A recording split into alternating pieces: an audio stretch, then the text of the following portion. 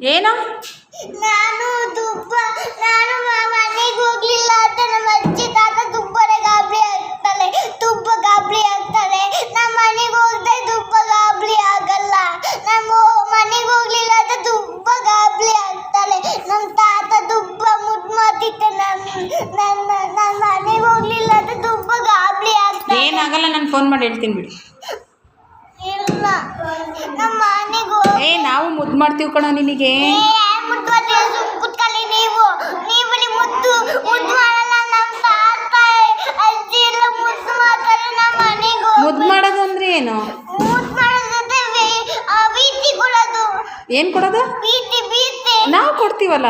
ನೀವೇ ಗೊತ್ತಿಲ್ಲ. ನಮ್ಮ ಮನೆಗೆ ಹಂಗಂದ್ರೆ ಏನು? ಪ್ರೀತಿ ಕೊಡೋದು ಅಂದ್ರೆ ಏನು? ಮುತ್ತು.